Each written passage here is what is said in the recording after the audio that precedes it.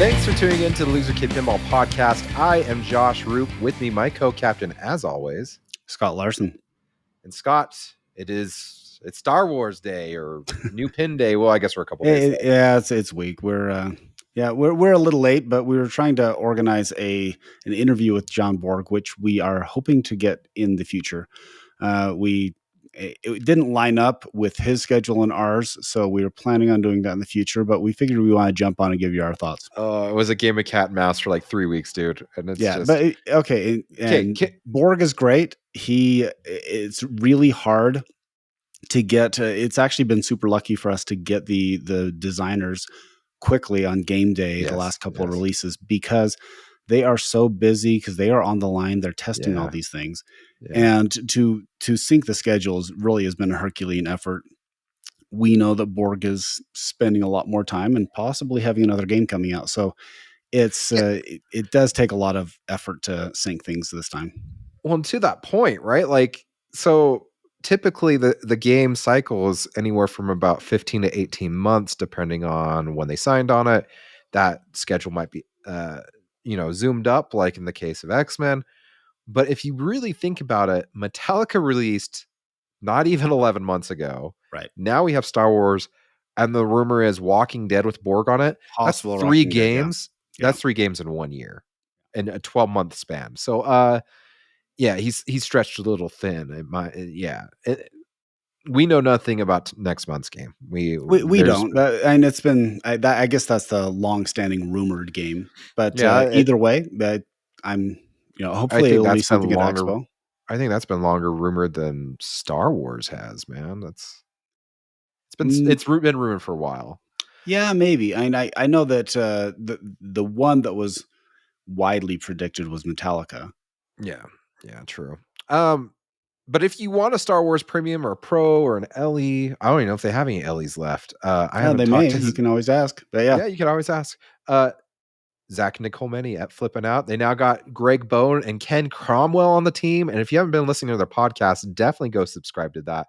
It's good. It's really good. It's it's funny because I looked at the word shill the other day, and it's really weird because shill means that you're trying to push a product by pretending you're not pushing the product. You know what I'm saying? Like, and so it's not really fair. And of course, they're not really shilling through the podcast. That's not what it is, because they don't actually really talk about Flipping Out at all. It's just kind of Greg and Ken's stream of thought, and it's been really good so far. But if you want to buy that game, get a hold of Zach. Tell him Loser Kid sent you. And man, Star Wars. They're only doing one more run of Jaws 50th, I was told, here in December, and they're calling it quits for Jaws 50th. And then get on the list for Walking Dead. Maybe. I don't know. I also got the Cactus Canyon upgrade kit. So yes. I got that. I haven't been able to install it yet. So hopefully be able to get an installation thing and then some gameplay down for you guys. Yeah, definitely. Let's talk Star Wars. It's the big hot thing right now. So we did not make it to Media Day. I think a lot of our decision was based off of the fact we're going to be there next month at Expo. It's also a little challenging. My schedule is set for months in advance, and so that's true. Yeah, being able to take a last minute trip, I was on call at the hospital, so it's hard to swap schedules that quickly. And to get coverage, we're pretty tight staffing wise. So I couldn't do it. Josh has been super busy with his business. Oh yeah. By the way, the day I was supposed to fly out to Chicago to see Star Wars. I now own a business. I was in a meeting room with lawyers instead of out in Chicago. In a good way. Josh basically just took over the business that he's already doing, and he's doing an excellent job. Yep. And planning on going down to St. George to tune up my stuff. So that's right down there. Now, my wife's got crazy ideas in her head. Well, maybe we should just go all the way to California and get on a cruise. I'm like, have fun. Now. Yeah. Slow the roll. Yeah. Slow the roll. Yeah. So that's, so Star Wars. Okay. So here's the big question.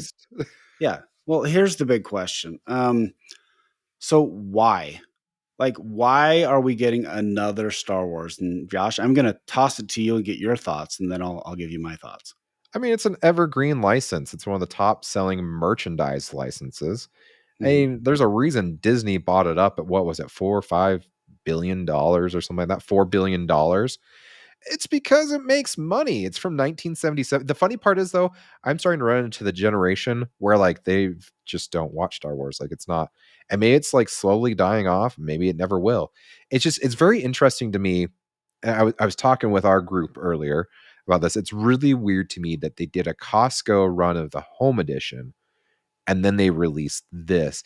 And someone had pointed out, Costco has amazing marketing. If you've never looked at like the social channels of Costco and stuff like that, there's whole content creation with millions and millions of followers dedicated to Costco. So it's amazing that they got this in front of that. It's essentially showing the product without showing the product, right? And then they don't have to sell it for a cheaper price at Costco because you've got to meet that. So it was a great Kickstarter to this run. I guess it was all pre-planned.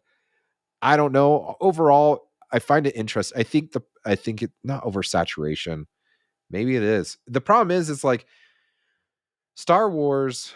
It seems like every Star Wars that's been made has been made for the general public, which is fine. Like you have a great merchandise product that's going to move units. You've been I'm not saying Star's having a hard time moving units, but some of the stuff I would say has fallen flat lately. It's either done really well or it's fallen flat, right? And so to have a product like Star Wars to help push you through the next year and have that, it's going to have a long tail, right? Like it's going to keep making sales and making sales. And I think, did I answer your question, Scott? Because now I feel like I'm rambling. Well, and you're getting to the essence of it in that Star Wars is something that almost every man, I bumped the camera again. I need to get a better mount. The general public who are buying things for their home, the arcade, the home arcade that people are buying, they want a theme that connects with people. And most of the time, they're family type games. So you're going to choose something that is at least has a general family connection. I would say the top merchandising titles out there that people always recognize. The top 3 would be Star Wars. Yep. Harry Potter. Yep. Marvel. So some sort of Marvel thing, right? Or Pokemon. Okay, I know you've got it hot and bad for Pokemon. It's fine. But I got hot and bad for Zelda, and Pokemon better succeed so that Nintendo's like, hey, there's something here. We better get Mario and Zelda in the pipeline. And I know there's listeners out there because we've had this discussion. There's a craving for Mario, Zelda, and for some odd reason, Fallout. I didn't know this was a thing. Like I enjoy playing the game, but I didn't realize there was such a love for Fallout. Do you know how many people have told me they're already in like day 1 of Fallout LE? If this is all true on a rumor.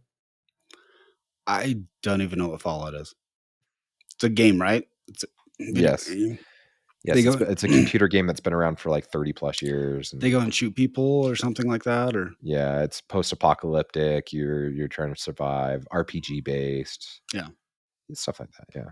Okay. Sorry, okay. Anywho. However, I will point out. Okay, now Josh needs to towel off because he just talked about Pokemon and his Why do you make it sound like I have this hot and heavy for the Pokemon? Pokemon is something my kids really, really love. Okay, so it's just something like sure, you do it for the kids. I can name the first 151. Okay, but I can't name the 900 and whatever is after that or 1,000 after that. So. There's 151 Pokemon. The original. Now there's 1,000 plus from all the ones they've added. Wow. I can name Han, Luke, and Leia. Okay, but basically, you're looking at things that my generation that are setting up arcades, like they're going to go in and they're going to want to get connection with you. Yes, and yes, I'm in my 50s. They definitely want things that will connect to the 40s and 30s and all that kind of stuff too. But this title will always connect with my generation, and you definitely want that available all the time. So the fact that they ended the first one but rebooted it does not surprise me at all. It doesn't surprise me because when people search for Star Wars, then they're going to pull up these games. And I even had a local small dealer reach out to me and said, "Hey, what do you think about this?" And I said, I have a feeling that a lot of the people who really wanted Star Wars probably already have one, but it will be a long tail. Like I bet all of the avatars have already been sold. I bet all Probably. of the John Wicks have already been sold. Like Yeah. very few people are going to call and say, "Hey, I want that." But there will be people who will annually just continually call in and say, "Hey, what do you got?" And you're like, "Well, I've got a Star Wars." They're like, "Oh, okay, I know that one." So coming out with a new version of it, and I suspect the reason why they went with the Fall of the Empire was because they needed to differentiate it, like licensing wise, from the other one. Because otherwise, you're going to get people who are confused about, hey, I Yeah. saw a Star Wars game and I bought a Star Wars game and it wasn't the same Star Wars game. So I'm suspecting that that's kind of what they were getting into. Now, I also get that there is the home edition, but I don't think anyone's going to mistake a home edition because it doesn't actually have a an arcade setup to use it. But it totally makes sense that they would figure out a way to continue this title. Do you think it was a mistake or an asset to continue along with basically the original story? Oh, I think it was 100% the best thing to do. Okay. I think that not rehashing. I think that's the most iconic of the Star Wars. I think it's when you think Star Wars, you think Luke, Leia, Han. Um, you know, I I think the first 1 through 3 when I was a teenager and they came out, they Mm-hmm. were very diversive at the time. Like, obviously number 1 was, Jar Jar Do you and mean divisive? divisive, sorry. Okay. Yeah. Divisive because obviously 4 and 5 was made for more of may not adults. It was definitely geared to like older teens, younger adults, right? And Sure. then 6 was geared towards we need to appeal to a younger audience. That's why they were on the Ewoks and stuff like that. Yeah. And I felt like 1 tried to pick up on what they were doing in 6. And yeah, I think if you want to reach that older demographic that has the money in their pockets, like I guarantee the demographic is 35 to 65 white male, and that's all within Star Wars range, right? Sure. Like that's Sure. so I think it's right. Here's my other thought too on that. I don't know this for a fact. I've never sat down with Yeah. the We designers at we are Stern. totally speculating at this point. By the way, Okay, we this is haven't interviewed. speculation. Yeah. We Uh haven't interviewed John yet. and I would never ask this on the podcast, so please don't ask me to ask this to the designers. But I half wonder if there's a commission that is paid towards the design teams for making these games, and you would rather make a new game with a designer that's still at Stern, or you see what I'm saying? Like, especially if you're about Star Wars is going to move a lot of units. So why would Sure. you be paying that to a designer that no longer works at Stern and works for a competitor? Just a thought, and I could be entirely wrong. They might not pay commissions, Yeah. but Yeah. We I know assume nothing about it's their contracts, but that correct. that would at least make sense. I would have a feeling that it's more of a refresh opportunity for Star Wars. The last Star Wars that came out was polarizing. It was polarizing because the plunge was you were in danger right from the start, and so there's a lot of people who hate that. And if you go up and your first plunge goes directly out the left out lane, then there are going to be people like, "What? Like I paid $2 for this, and I'm not going to, I don't want to play it again." Um, I think it's just more of a refresh opportunity because the game it was okay, but the coolest feature that was the hyperloop was only on the premium and the LE. The ramp that went up to the Death Star was challenging. It had the fork that kept doing a lot of ball rejects, and it just didn't feel like it nailed it. This seems like a way of trying to fix those the issues that they had with the first one, but also still keep with the same material. And I think all those people who bought those Star Wars already bought those. This gives an opportunity to swap out, maybe get a different one, maybe get a better one, And so that I think that's why this is going on. Well, and the other thing too is because we always you ask like which series do you go with? So right now you could fill your whole basement with Star Wars machines. There's been 8 made. That's including like the Holden one, which I know is like super The rare or Empire whatever. Strikes Back down in Australia. Yeah. But here's the thing. Every single one of these games outside of Star Wars Episode 1 have followed the original trilogy. Yeah. So there must be something to it. And maybe it's a superstition thing because Gomez and Eddie and Dwight all worked at Bally Williams working on Star Wars Episode 1, and they saw how it was received. Yeah. And that's another reason too. They're like, yeah, we'll never do Star Wars Episode 1. Just a thought process. But I agree with you. It's a good refresh.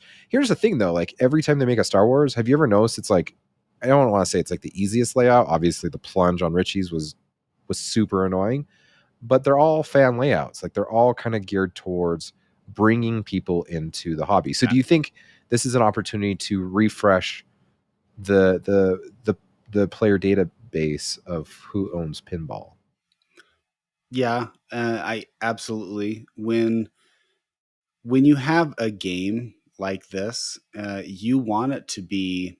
You probably want it to be a longer player because you want people. You're gonna catch people who have very casual acquaintance with pinball, and you want something that actually has longer ball times so people can see a little bit more of the game.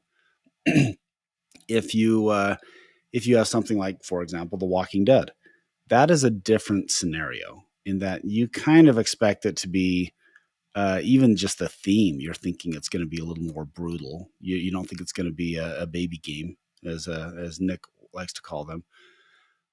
But yeah, this definitely does feel a little bit like that, kind of the medieval madness type thing where it's accessible to all. Probably the elite players may or may not be interested.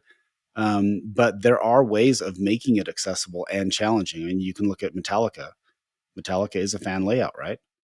But it can be a brutal game, can be, but it also has some bash elements. When I'm looking at this layout, like I don't really see it. Am I missing the bash, Josh? Is there a bash in this? I think the up the center ramp. So it's like it's a jump ramp. Yeah, and you hit the wall. a hyperspace ramp. Yeah. And then on the Death Star is also kind of like a bash toy. You got to hit the ship to open it to lock the balls. Okay, so there is a little element maybe of, kind of like Attack from Mars.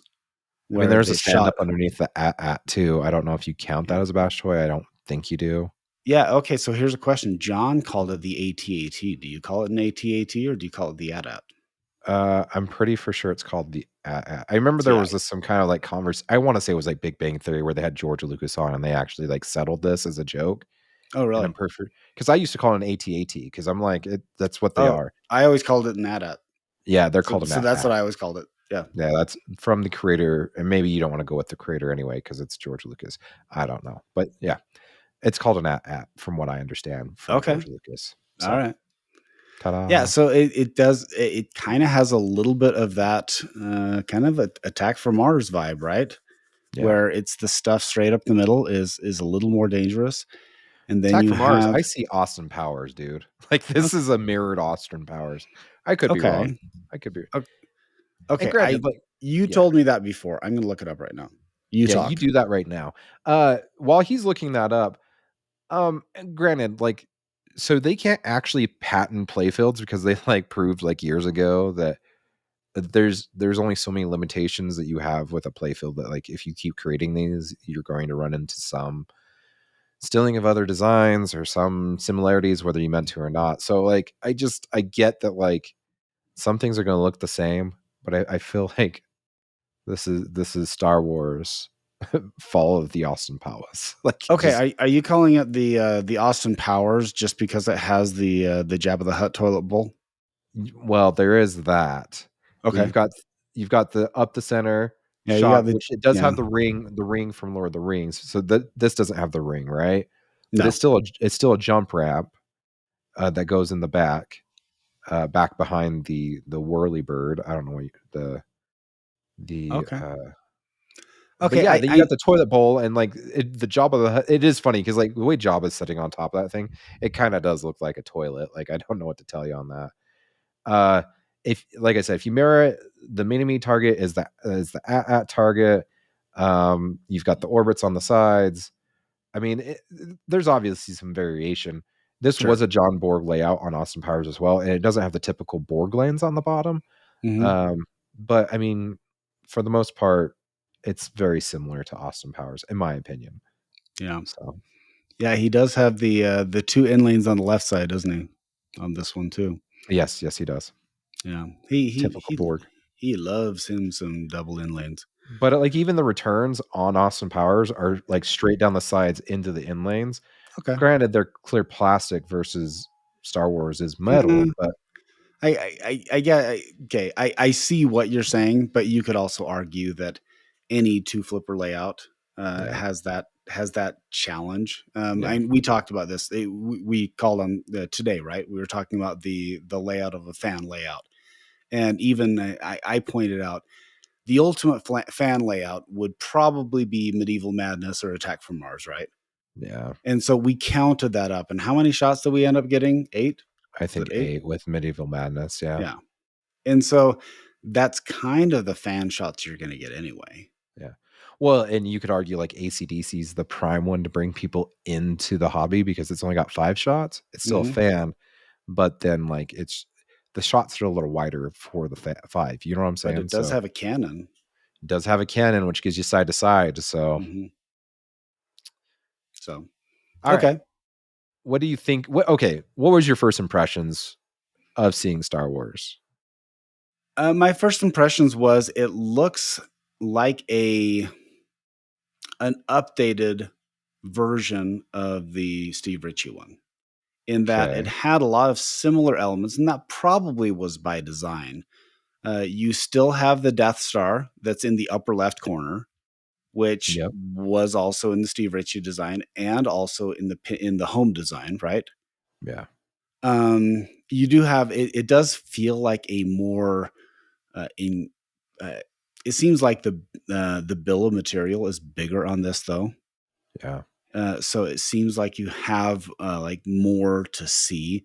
I still remember a couple years ago I went to a local furniture store that actually has some pinball machines, and I walked up and I thought, oh, well, this has the pin, because I hadn't actually had some time to play on the pin, and I started playing it, and then I realized it was actually the Pro of the so I was like, wow, this feels a little bit like there's something missing.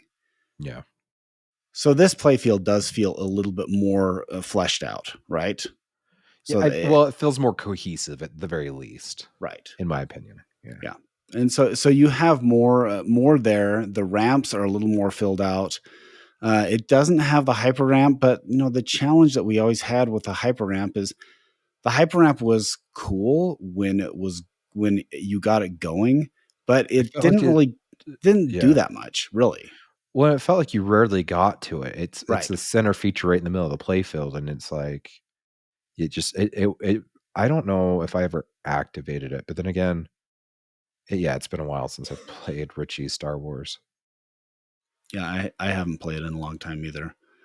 So So first impressions, you like this better than Richie's? I would say it's better than Richie's. Yeah, it seems like, now this is me just looking at it. I haven't actually played it. Yeah, So that's the caveat. We will return and report when we go to Expo and take a look at it. This seems like it would be a little more fun, I think so. just because it seems like there's just a little bit more there. Yeah. Well, and you've got Ray Day on code, and I love you, Dwight. I think Dwight personally, me, I think Dwight's got some of the coolest code additions to games, like rule sets. Hmm. Um, I just don't know if they're fully fleshed out. And like, so the one hard part about Richie's is it feels like it's a flow game rule set with stop and go play because of the way that everything launches into it, right? Hmm. And so, like you said, we haven't played these yet, but I watched the live stream a couple of times over and over, and to get a sense of it, it feels Ray Day is doing a very good job. Like I can already see the vision he's going with here. And obviously they still need to flesh them out and whatnot. But I like where the direction is going with this game. And honestly, if you're going to have a fan layout, why not Star Wars? So yeah. I agree with you on Dwight's rule sets in that Dwight he is one of the deepest thinkers when it comes to trying to orchestrate his rule sets. Yeah. And I love that. I love that about Dwight. I mean, it's great. With Dungeons and Dragons, it was so cool. Perfect. So cool. Yes. He is perfect for that because he really gets into that type of stuff. But I'll put it this way. If you have some buddies who call you up and bring you over for a game night, there are games that you play that are 30 minutes and there are games that you play that are 4 or 5 hours, right? Yeah. And so you probably want Dwight on the ones that you expect to have the 4 to 5 hour type, that immersive thing going on, where you're going to be playing, you're going to explore here, you can go over here. You probably want Ray, and I know Ray could probably do the other stuff too. I mean, we haven't seen him design. I felt like type Foo of Fighters was very well done. And, and granted, I guess you don't play it for an hour. It definitely was. You got to the end within about 30 minutes, but still. But it seems like it's a little bit more kind of a straightforward accessibility thing. And Ray, I'm guessing, is shooting for that a little bit more on this game. One of the challenges with the other Star Wars game was it felt that the rule sets were a little hard to understand. Yeah, that's true as well. You know, what's one of the first things that pointed, first impression wise, I looked at this and was like, oh, please no. Why? The art. And I know, like, look at this Playfield. You've got it pulled up, right? Oh yeah, I got pulled up. I mean, come on. Like, it looks like stickers. It looks like you did an iconic scene with Luke and Vader. Awesome. Yeah. And then you like sticker booked all over it. But you know what's even absolutely worse is on the LE on the side rails, they've cut it out. It looks like little stickers next to the buttons. And I get you used artists that were Disney/Star Wars approved. Yeah. And so this is what you get because they don't design in pinball and they're like, this will do. So why did we not get Randy Martinez on it? He killed it on the comic book edition. Like, he just did fantastic and did a little more cohesiveness to it. I'm just like, look at this center Playfield. It doesn't look like there's much going on here besides the fact they're looking at Vader and Luke fighting with the Emperor in the background. Yeah, you got the 5 lights in the middle and you've got whatever is above their head. I know that lights up as well. But literally, like, the LEDs outside of the inlays and stuff really don't start till you start hitting the ramps more than halfway up the game. Why? Like, I get, like, there's probably the hands were tied at Stern. Yeah. And this is what was approved through Disney. And when you're not, how do I put this? Stern's obviously baking the cake, but it's really weird when they bring in other chefs that don't really have to talk. They do talk with Stern. I guess I'm talking out of turn and I'm saying stuff that, like, I can't confirm. But it just feels like when you have someone in-house, it's a lot more cohesive versus when you bring in people from outside. Okay, I'll make an argument to defend the choices. Okay. Good luck. So if you look at the if you look at the art package, the design and the way it's set up, it's actually very 1981, 1982. So if you bought Star Wars games back then, that is actually the font that you would get, and with the double bar thing that goes all the way around. If you were to buy, and I know I've said this dismissively for art in the past, but if you were to buy a lunchbox with Empire Strikes Back on it, you would get this back box. Yeah. Because it is an artistic representation of the Battle of Hoth, and it actually looks really good. Now, the reason why it's that is because I think they're going for that, like, 1981, maybe the Empire Strikes Back vibe. And if you look at the art, it's kind of emulating that a little bit.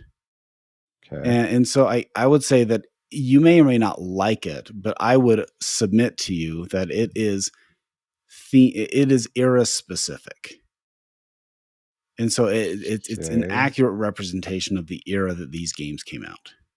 Yeah, and like I said, I guess I'm just used to modern day in pinball where it feels like things are more cohesive. But this could be, again, a more straightforward thing. If you look at the Playfield, it lights up a lot more like a Medieval Madness. Yeah. Because you have the stacked lights that are going up the different shots.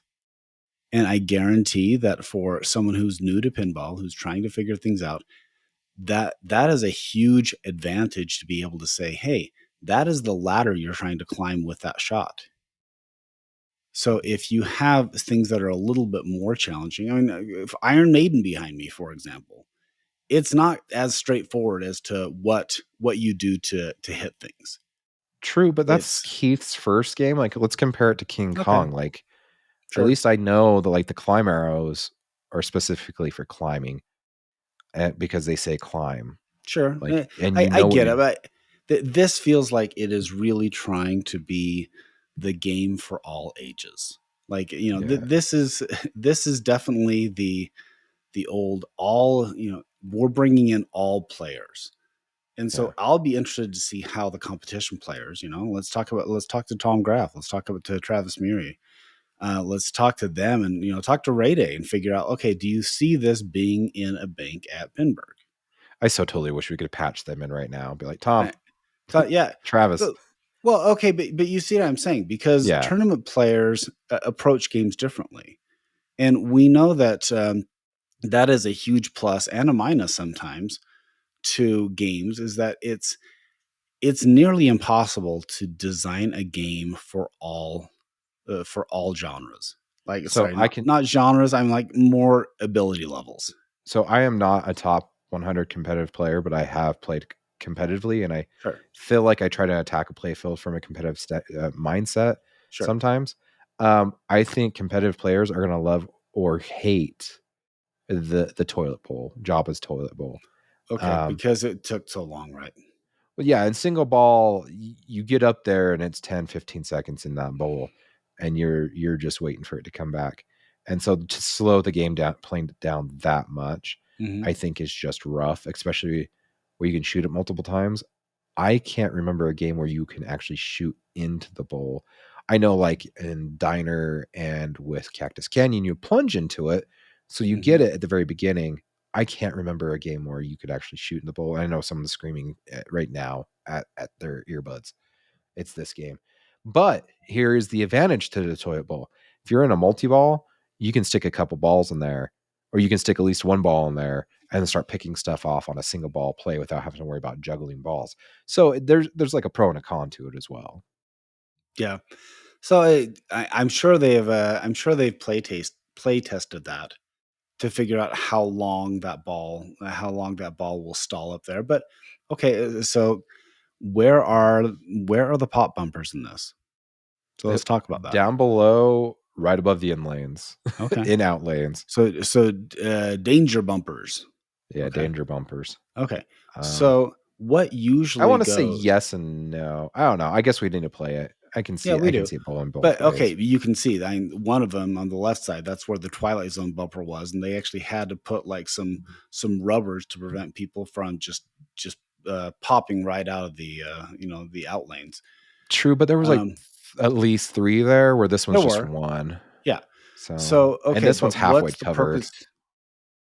Sure. What's usually the purpose with pop bumpers? Create a little chaos. Try again. I don't know what you're fishing for. Just tell me. Okay. So pop bumpers are to just delay the ball time. I think about pop bumper nests are meant to delay. Okay. Yes. Yeah. Okay. Not a single one, but pop bumper nest. I mean, for the most part, you plunge into the pop bumpers back there and you're like, yay, I get more ball time, but nothing's really happening, right? Yeah. Well, you're racking up some points as long as that stays in that nest. Okay, yeah, but it's a stall. I mean, it's a hand wave. It's a magic trick when you're playing these games on location where people think they're actually doing better than they are. Yeah. Because they get the ball up in the pop bumper and it stalls around for 10 seconds. Okay. Yeah. So how is that different than a funnel? True. Well, but the thing with the funnel, if you hit it clean, it's in there. If Okay. you go into a pop bumper nest, it's not a guarantee it's going to stay in there. There's been more times than not that I've seen it go in and shoot right out. Mhm. I don't know. I feel Yeah, like there's more okay, it's randomness and just a thought. chaos than that's a It's thought. just a thought, but typically that was originally why they would put these pop bumper nests in the Yeah. these Yeah. safe areas where you couldn't really. It's not. They typically weren't dangerous. I mean, You and mean think like about on the last Star Wars that Richie did? Because he had a pop bumper nest up there too. yeah. Well, think about Medieval Madness. Yeah. Like Star you Wars. get it up there, Or it's just it's hiding yeah. underneath some ramps. Like Yeah. there's nothing really useful about the pop bumper nest. Yeah. Well, outside of like you said, it can come in handy during a multi-ball. Right. So Because it keeps the ball like safe. yeah. And so if you put a whole bunch of balls in the funnel, and I'm sure that Borg thought about this. So there's Yeah. got to be a reason why he chose to do the funnel, which is it's thematically consistent, right? Yeah. Well, I Because mean, it it's is the supposed to be Sarlacc the pit. Sarlacc pit. Yeah. Yeah. So no, I agree with you. So I think it's really cool that they got C3PO, Chris Bartlett to do the call outs for this game. I think that's really immersive. I do enjoy CP3PO. I think he's one Okay, more of so this who's that? Chris Bartlett. Okay, so he's not Anthony Daniels. Oh, well, I guess I So apologize. is he emulating Anthony Daniels? Yes, the game features custom audio callouts from actor Chris Bartlett as C3PO. Okay. Okay. So sorry, yeah, I forgot it was Anthony Daniels that did the Mhm. original. But yeah, I and mean, that's fine. Anthony Daniels has to be in his like 70s or 80s by now. Like it definitely would make sense to get someone, younger with a little more animation to his voice. yeah, true. I don't know. I feel like he's one of the more standout characters. But he's also like a background narrator. You know what I'm saying? So it makes sense to have him as your pinball narrator. He's Well, 80 years old. Holy crap, dude. yeah, He's I he's told you 80 in February. yeah. Yeah. So Anthony Dang. Daniels, that would be a lot to get him to do the call outs. Okay, if you Yeah. think about it though, it is kind of funny because you can look at Star Wars from the view of the droids, in that Yeah. the droids are basically just telling the story that happened around them. Yeah. It's And true. if you think about it, they've kind of gone through the whole thing. True, but then you get that conspiracy theory of like R2D2 was there and saw the twins born, and like, so obviously he knows everything that's going on. So why did he never relate the information? Like yeah. Yeah. Dude, yeah, I just remember number 3 came out when I was a senior, and we all, as my AP English class, we all went to Yeah. Revenge of the Sith and Mhm. went and saw it as a class because we watched all of them and had to break it down. Yeah. You know what I'm saying? Oh Anyhow, yeah. No. Okay. It's totally true. And it is funny how it gets retconned a little bit. yeah, So yeah, so you're like, well, like if I think that I would remember if Darth Vader built me, that kind of thing. yeah, yep, 100%. Yeah, Yeah. that's where I'm looking forward to. But Yeah, it totally reminds me of, by the way, like we're talking the original trilogy. Did you ever read the Mad magazine version of Return of the uh-uh. Jedi? No.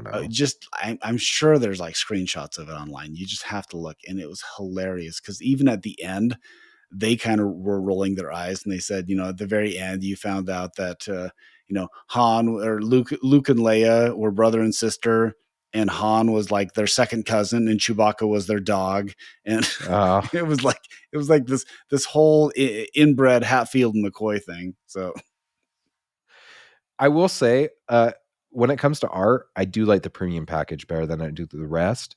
But I think it is a good idea to use the Battle of Hoth as your LE, even though I don't feel like it was as cohesive as many of the other 2 packages. But I think out of all the original 4 through 6, I personally feel like the Battle of Hoth is one of the more iconic scenes and like storytelling moments. Like obviously, the premium package with Vader and Luke fighting, that is a huge part of Empire Strikes Back. But as a kid, like I think it's really cool that they put the at on the playfield, and the loop around the ball loops around the at, and if you complete the Battle of the Hoth, like you tie its legs and you destroy it, right? Like, so to me, I think that's very cool conceptual wise, putting that into the game, because I like, seriously, like, thinking back, I really think Battle of the Hoth is one of my favorite parts of Star Wars. I really think Empire Strikes Back is probably the best Star Wars out of them all, too. Okay, I think you are mistaken, though. You're talking about Luke and Vader fighting. That's the pro backglass. Correct. Sorry.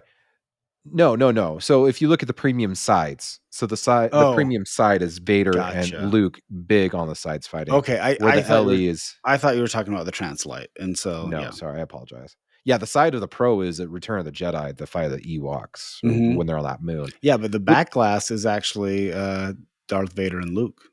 Yeah. So I just think it's a brilliant idea with the premium to go that route with that fight, because that is probably the most iconic part. That fight's the Return of the Jedi, isn't it? Where they're fighting in front of the Emperor. Yes, on the side of the premium. So I apologize. I was thinking of the fight where he loses his hand. Well, I'm looking at that's actually, and the fight where he loses his hand is in it's in Empire Strikes Back, but I think that's the fight. That's the fight where he loses his hand. I'm looking at it because it looks like it looks like a little bit of an amalgam of two different things. So you have the on the premium side, that is definitely the Cloud City. That is the Cloud City hands in that one too. Yeah, he has both his hands, and he also has the Empire sweatsuit or jumpsuit or whatever it was. Yeah. Okay. And behind it, you see when Harrison Ford or Han Solo gets frozen in carbonite. Correct. Yeah, and that has to be one of the most iconic parts of all the Star Wars franchises. Oh yeah. Well, most iconic battle is Hoth, and the most iconic would be the ending of Empire, like you're saying, where they freeze Han and they Luke and Vader fight, and you get the whole "I am your father." Yeah. No, okay, that's the wrong quote. Do you know what the real quote is? Everyone says "I am your father." I know. No, well, they all say Luke. I am Luke. Your father. And he never says Luke. He says no. I am your father. That's what he says. Yeah. So I just knew to cut out Luke because I knew Luke wasn't said in the sentence. Right. I'm not a nerd like you. That's true. That's true. My wife would argue with you. 100%. Hey, don't make me pull out all my dolls over here, okay? Don't make me name all. I looked it up. 1,092 Pokemon. There's a. Okay, dude. The fact that you're like out Pokemoning me, I mean that's beyond like nerd. Okay, I don't even know. You grew up in the 80s, so I grew up in the 90s. I can name all like was Star Wars. 90s was Pokemon. Yeah, hey, I can name all the Ninja Turtles. That's it. I can name the all four. There's 6. No, there's not. There is 6. No, there's not. They're not real. Okay, those are crap. No, it's just which ones are crap. The non-4 ones. The non-4 ones. We were going to discount Michelangelo, Raphael, Leonardo, and the other dude. Raphael. I thought I said him. Raphael, Donnie, Mikey, and Leo. Yeah. Okay. Those are the 4. That's it. Okay, so we're discounting Venus de Milo. Yeah. Okay. Yep. Yeah, it doesn't exist. What about I can't remember the other girl's name. I'm not gonna lie. She was made in the new comic series. I'm sorry. It's like an add a character thing. It's like no. I'm sorry. No, just stick with the new girl was actually pretty good. Okay, I get it, but it's okay. Nuts. It's like saying like okay, the 4 members of Motley Crue. I know the 4 members of Motley Crue. Don't ask me about the other people who like showed up and spent some time. There's just the 4 ones. Okay. Gotcha. Oh my goodness, we've went off the rails. But then again, Ninja Turtles was 1984 as well. So yeah. Well, and they actually they only Jenica was the other one. Oh my gosh, Jenica sounds like a disease that you'd need a shot for. What? There's Jenicas out there. Okay, Jenny for short. Does that make you feel better? Yeah, Jenny does not sound like a disease. Yeah, seriously though, it was really good to read. She sounds like she's from the block. She's Jenny from the block. Jenny from the block. She got stabbed and they had to transfuse her with turtle blood and she ended up turning into a turtle. It was awesome. Oh, wow. I don't remember that part of the song. Yeah, J-Lo is actually technically a Ninja Turtle. She wears yellow, by the way. Okay, back to Star Wars. Meanwhile, back to Star Wars. Yeah. In a not so far galaxy away. Okay, I do like. Okay, let's talk about the pluses though. I Okay, do pluses. like that the wire forms. The wire forms look so good, and Yes. I understand why they do. You know, sometimes a plastic ramp is better than a wire form, but wire forms in pinball look so cool, Yes, and I totally it agree. does affect like you know. I think it just looks like a higher quality option. Okay. The Millennium Falcon with the illuminated back part that looks great. You have the so the Death Star is actually the Death Star 2. It's Yep, not the yep, is original the Death one Star. being rebuilt. Yep. Yes, Mhm. yes. So there's holes in there, and you can so people can actually appreciate the Death Star does eat the ball. Okay, Yep, Death Star eat yep, it ball. does. So So we don't have to have any Shark No Eat Ball memes and yeah, Death Star exactly. does eat ball. Yeah. Yes. I I just think want to point out like everything since they've created like everything's ate the ball, just by the way. Outside right. of like John Wick. Maybe that's why John Wick failed. And X-Men failed too because the Sentinel didn't eat the ball. So Maybe you I okay. there is the secret. There is the They sold secret. enough. They sold enough. Okay. They sold Okay, enough. okay. So, all right. Here's the question. What is your gut feeling on this, Josh? Is this Gut something that feeling. you're interested in picking up, or are you curious to play, or I like definitely want to play. And okay. here's the thing too. So I want to point this out really quickly before we start going into like, would you buy, would you not buy? Sure, yeah, sure. People are asking what is the differences between premium LEs versus the pro, because Okay. that's really the question, right? Do you feel like you're getting the full experience at the pro, or at least enough of the experience that it doesn't justify jumping the 2500? Is that about what it is? About 2700? that, yeah. Something like Yeah. that. And so the things that you are missing on the pro that you do not receive on the premium or the LE, they've taken out. There's a Lord Vader helmet on the left side. There's a Stormtrooper helmet on the right side sculpt. Jabba the Hutt is no longer there. The AT-AT, so on the premium version, when you destroy him, he actually falls to his knees and falls over like he does in the movies, where my understanding in this one, he just stays standing. And then there is a magnet in between the flippers where Yoda's holding a ball, and it's a very interesting concept because it's not like an instant like save. You have to push it at the right time on the premium LE. You can actually launch. So if it's coming down the left lane, you can launch it back into the shooter lane, or there's a couple other ways you can save it, but that's like the best way to save it. On the pro, the magnet's not there, so it's an automatic save if it's lit and it drains. So in my opinion, if I were to pick up any of these, like one of these had to go into my collection, I would go the pro. I feel like I don't care about sculpts. I can add them if I need to via mod makers, and mod makers are very much hit or miss. I'm not gonna lie on that. But I feel like for the most part, with this being something as iconic as Star Wars versus like King Kong, where it was his own kind of thing, Mm-hmm. um, you're gonna be able to find mods easily. You can find cake toppers. You can pull a Toy Story and put those in here. Oh, I'm laughing at myself. I'm lame. Anywho, I think you're very pleased if you go with a pro on this one. I think you're getting most of the game experience and everything you love. And I almost forgot, Scott, there was a seventh Ninja Turtle. His name was Spike. Oh He was my from the gosh. original series. It was Raphael's pet turtle that got put into the mutant gin. So he was around from the beginning. Anyhow, Okay. but overall, yeah, me personally, like if I'm looking for a game that's fan layout, so it's going to give my kids Mm-hmm. more of a good experience on a pinball machine where you're going to start learning basic skills, right? Get Keith's Pinball 101 lined up on YouTube and start going through that. Those were made for games like this. Orbit shots are great to learn how to do your live catches, your drop catches.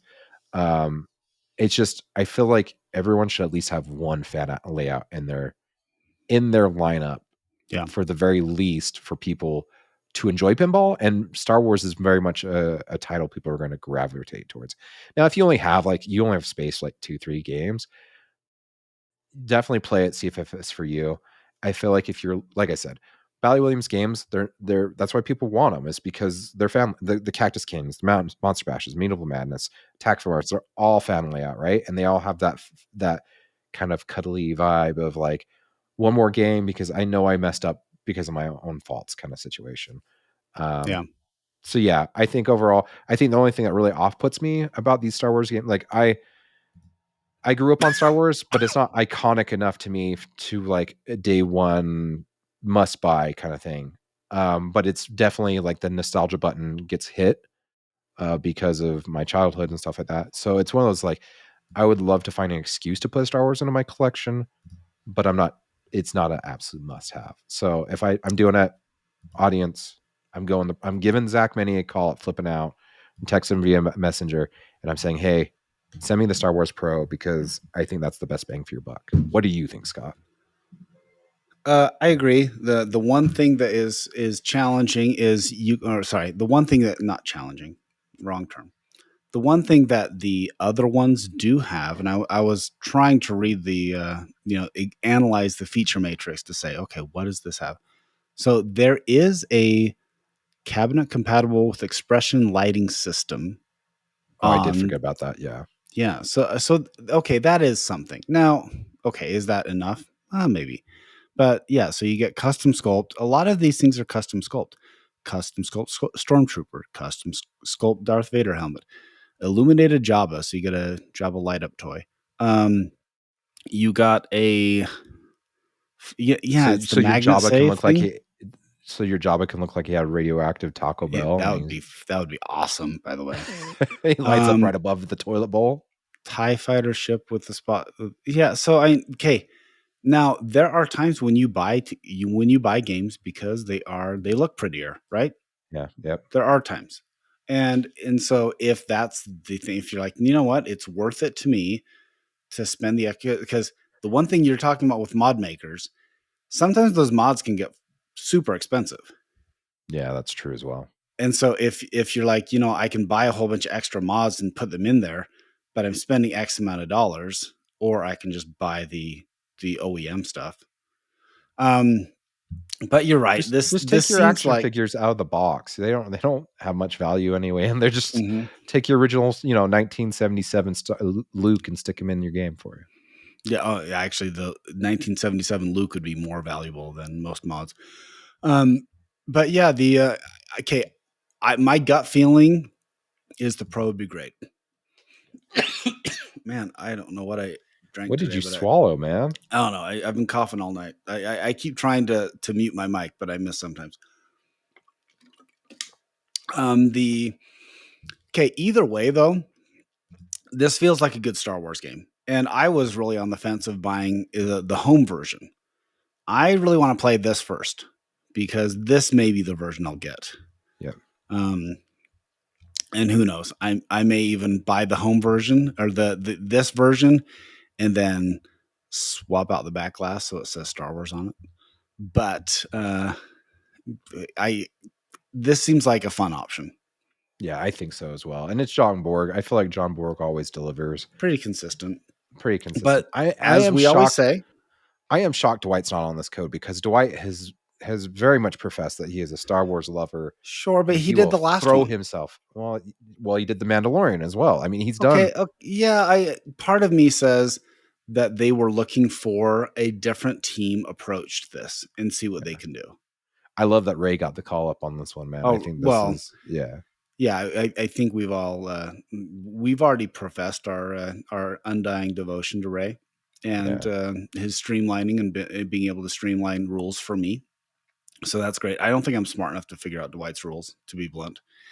It takes a lot more effort than I really want to put. It's true. As much as people might want to belittle Dwight. No, I think they're great rule sets. You just have rule sets. You have to study them. Yeah. Yeah. That's the other question too. Like, do you fully understand the depths of Dwight's codes? Because if you do, no, then you can probably make a commentary. No, I think I'm just a superficial man. That's the problem. I need superficial approachability. And that's why he owns Medieval Madness in his collection. Pretty much. Hey, trust me. My kids love Medieval Madness. They keep talking about like I can. That's my one. All the people with EMs listening to us right now, like, really? That's your shallow code? Well, okay. EMs. The problem is I like EMs, but I just don't want the maintenance of the EM. Speaking of which, I am selling an EM right now. Oh, there you go. You can buy Riviera in the corner. Yeah, drive out to Vernal. It's close to everything. Sure. It's close to everything and nothing at all. If you want to see some dinosaur bones, come hang out with us. And that's true. Yeah, it's true. Yeah, If you're a fan of the show, I will not mind letting you hang out with me unless you're really, really weird. So. But if I'm the standard, you've got a pretty good chance of not being weird. I'm not gonna lie. Yeah, I think we're all good. We're all safe. Yeah, we're all dandy. So, I mean, Scott's came out here like 3 or 4 times and still hasn't visited me. He's like, "Oh yeah, I'm too busy." Okay, I've only been out there once, and we went to the Flaming Gorge Dam, and I was only 45 minutes away. Okay, I was with like a church youth group. I wasn't gonna take them all there. Yeah, that's a likely story. Yeah. All right, so you're buying Star Wars. It sounds like you're gonna play it first. No, you're already leaning on the fence towards it. I'm interested. But this is me. I always say, look, you definitely want to play a game first to see if it connects with you. Yeah, always. 100%. And I bought Mandalorian, and I thought Mandalorian was fine. I just, after a while, I just lost the connection, and there's a reason why you're spending a lot of money and having it in your house, because you want to keep that connection, right? Yeah, true. I just, you say Mando, and now I'm thinking about, I guess Mando probably was it a fan layout, or with the weird upper playfield? Does that really count as a It had the fan layout, but it also had the Mandalorian helmet there with the single or double flipper, and it did have the cool feature of like moving up and down. Yeah. But that was, it wasn't used as much. But the actually feed thought was from the feed out of the playfield is still safe enough that it returns to the flipper. So that's why I'm like, I know, like, by traditional standards, it's not a fan layout because of the way that they did the upper playfield, even. But it feels like a fan layout to me. It's still very fanny. Yeah, big old Fanny. Mm-hmm. Aunt Fanny, we were using our arms. Yeah. Anyhow, okay. Please tell me you've seen Robots. No. Amanda Bynes, Robin Williams. Oh, I saw it once, and I thought it should have been so much better than it was. Yeah. Did we miss the butt whooping? Nope, you're actually a little bit early. Come on now. Okay. I wish it were funnier than it was. Watch it with your kids. You'll laugh. It would not be on my top 10 list of games to be made into or movies to be made into pinball. Okay, I will agree with you there, but there are some great one-liners from that movie. There truly are. It's the call of the deep doo-doo bird. I must fly. Yeah? No? Anyhow. Okay. No, but actually, okay, do you know what movie that I thought, like a kid movie that was a lot of fun? Was Luck. Surf's Up. No, did you see Luck? It was on Apple TV. Mm-mm. It was actually, so John Lasseter made it, and I actually thought it was kind of charming. I thought it was good. It was a good kid movie. Yeah, we quote Robots and we quote Surf's Up. You've seen Surf's Up, right? With the penguins that surf. Shia LaBeouf.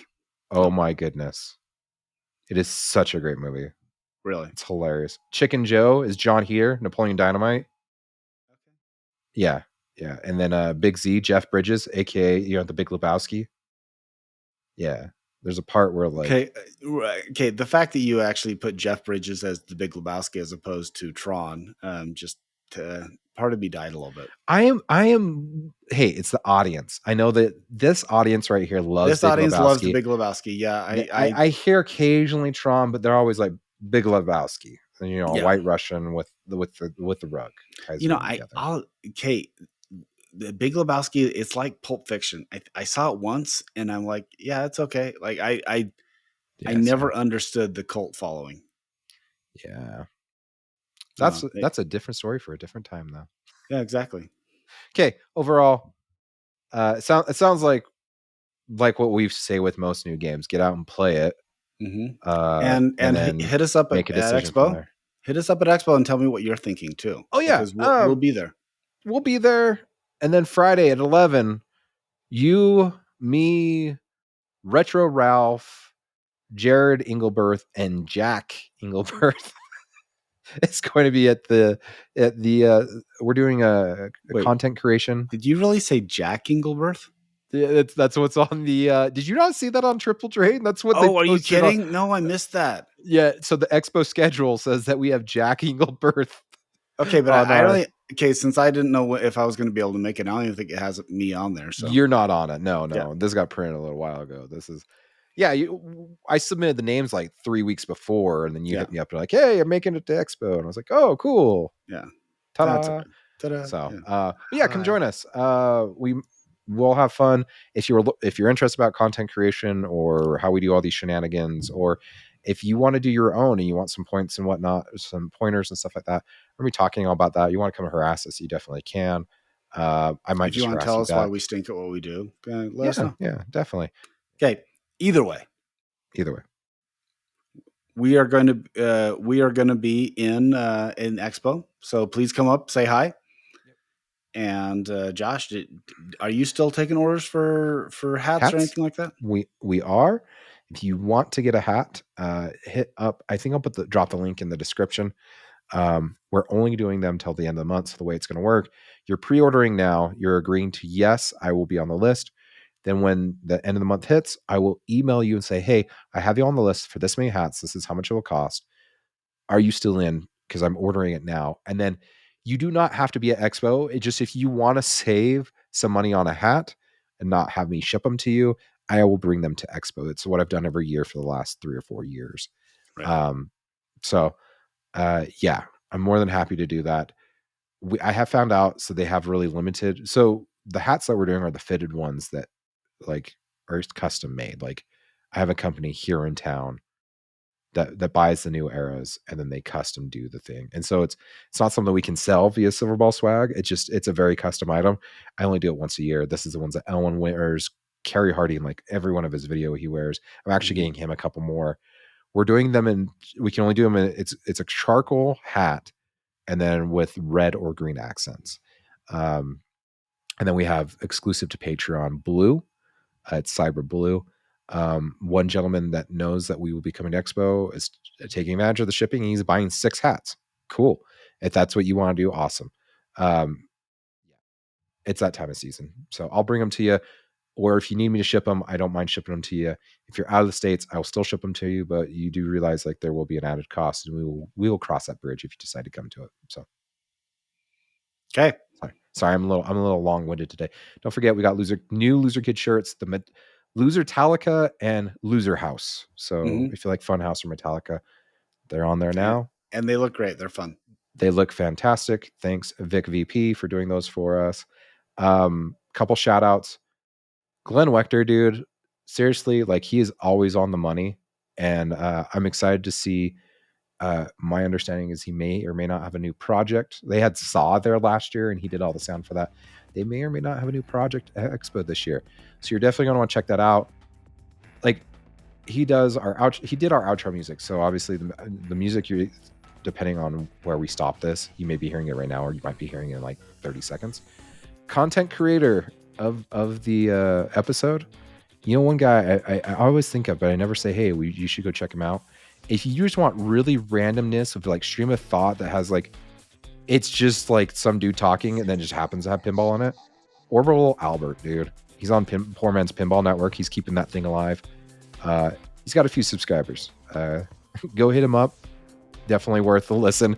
If you haven't listened to his episodes, definitely worth it. So, anything else, Scott, before we sign off? No, just catch us at Expo. We'd love to meet up with you and say hi. Sounds good. If you want to get a hold of us, we are loserkidpinball at gmail.com. Loserkidpinball podcast at gmail.com. If you want to get a hold of us on all socials, at loserkidpinball, all that jazz. Yeah. See you at Expo.